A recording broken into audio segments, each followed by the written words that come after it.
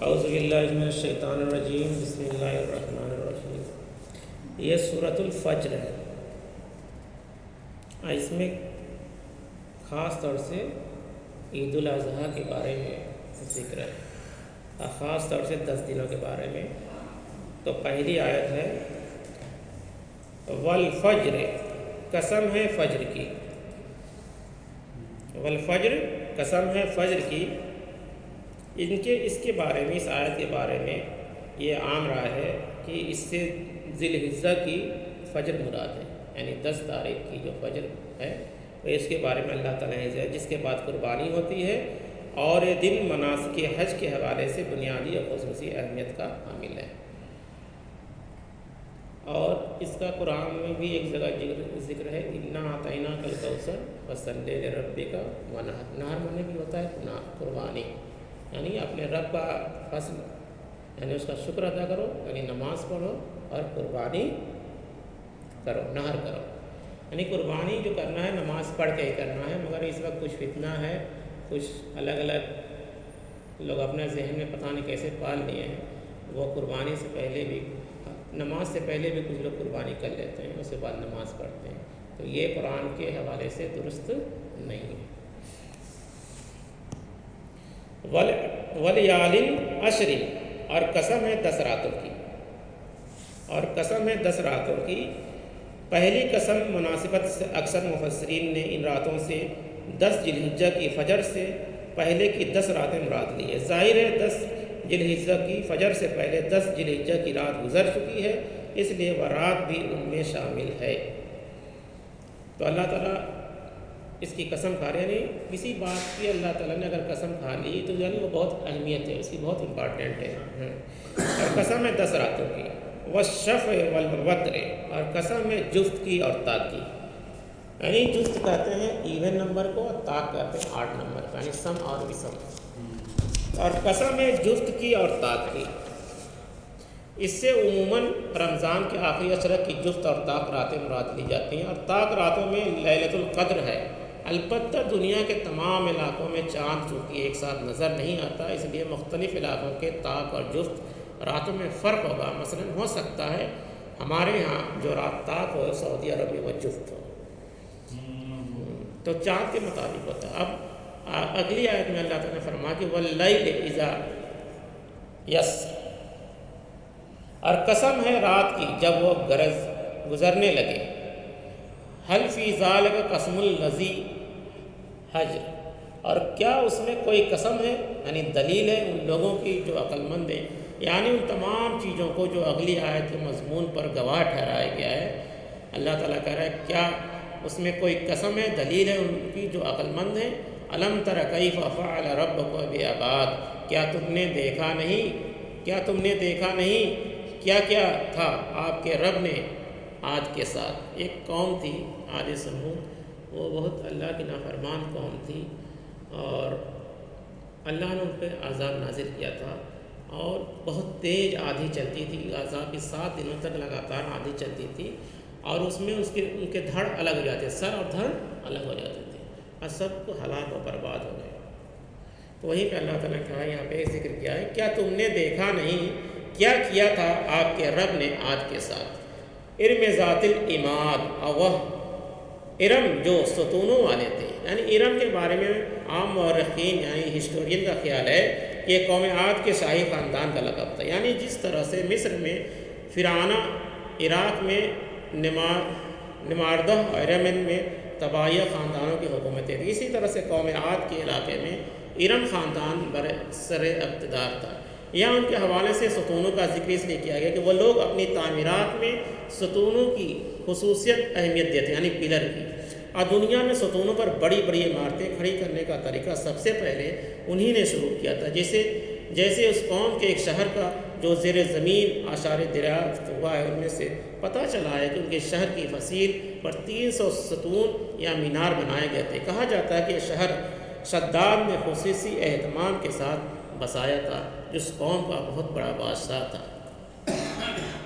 اور اس کی تاریخ اور جگہ پہ بھی قرآن میں اللہ تعالیٰ نے ذکر کیا ہے، التی لم یخلق مثلها فی البلاد، اور جن کے مانند نہیں پیدا کیے گئے دنیا کے ملکوں میں، یعنی وقت اور قامت اور جسمانی قوت کے لحاظ سے دنیا میں ان کا کوئی ثانی پیدا نہیں، یعنی بہت لمبے چوڑے تھے تو بہت طاقتور ہوتے تھے۔ ہاں، ان الفاظ کا ایک مفہوم یہ ہے کہ ہو بھی سکتا ہے اس قوم نے جس معیار اور جس انداز کی تعمیر کی تھی، ایسی تعمیرات ان سے پہلے دنیا میں کسی اور قوم میں نہیں کی تھی۔ شاید اسی لیے تاریخ میں شداد کی جنت عرضی مشہور ہے۔ وَثَمُودَ الَّذِينَ جَابُوا الصَّخْرَ بِالْوَادِ، اور سمود کے ساتھ کیا کیا آپ کے رب نے جنہوں نے وادی میں چٹانوں کو تراشا تھا۔ عاد ایک الگ قوم تھی، سمود ایک الگ قوم تھی۔ تو سمود کا کیا کام تھا کہ یہ پہاڑوں کو تراش کے لمبے لمبے چوڑے چوڑے مکان بناتے تھے۔ قوم سمود کے لوگ پہاڑوں کو تراشنے میں ماہر تھے اور بڑے بڑے پہاڑوں کو تراش کر خوبصورت کشادہ گھر اور محلات بناتے تھے۔ پہاڑوں سے تراشے ان کے گھر اور محلات آج بھی موجود ہیں۔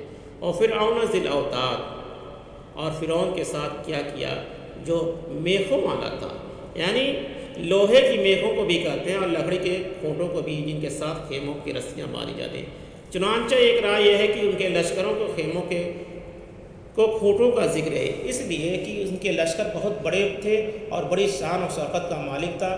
جب وہ چڑھائی کرتا تو لشکروں کے خیمے نصب کرنے کے لیے کھوٹوں کا ایک بڑا ذخیرہ ان کے ہمراہ ہوتا۔ ایک دوسری رائے یہ بھی ہے کہ وہ جس سے ناراض ہوتا اسے صلیب پر چڑھا کر اس کے جسم میں میخیں لگوا دیتا۔ یہ اس لیے اس کا نام، اس کے ساتھ یہ لقب لگا ہے کہ وہ میخوں والا تھا۔ الذین طغوا فی البلاد، اور جنہوں نے اپنے اپنے ملکوں میں سرکشی اختیار کی تھی۔ فاکثروا فیہا الفساد، سو انہوں نے ان میں بکثرت فساد پھیلا دیا تھا۔ ظاہر ہے جب اللہ تعالیٰ کے احکام اور اس کے نظام سے سرکشی ہوتی تو اس کا نتیجہ مخلوق خدا پر ظلم ذاتی کی صورت میں سامنے آئے گا، اور اسی ظلم ذاتی کا نام فساد ہے۔ جس طرح سے آج G7 اور G9 ممالک انسان کی دشمن پالیسیاں دنیا میں فساد کا باعث بن رہی، ان ظالموں نے پالیسیوں کے نتیجے میں سرمایہ داروں کے محروم طبقے کے افراد کے درمیان کہ نارتھ ورسز ساؤتھ کے خطرناک محاذ آرائی شروع ہو چکی ہے، لیکن اب وہ وقت دور نہیں ہے جب اس صورتحال کے خطرناک نتائج ان کے اپنے گلے کا توق بنیں گے۔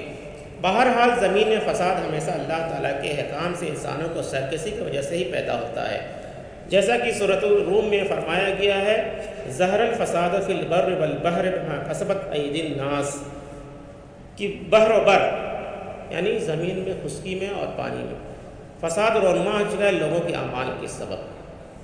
تو اب اللہ تعالیٰ نے یہ کچھ، اللہ تعالیٰ کا ایک انداز ہوتا ہے جب کوئی بات بتانا چاہتا ہے تو کچھ نشان، کچھ ہسٹری بتاتا ہے اس کی، جیسے قوم عاد کے بارے میں بتایا، قوم سمود کے بارے میں بتایا، فرعون کے بارے میں بتایا۔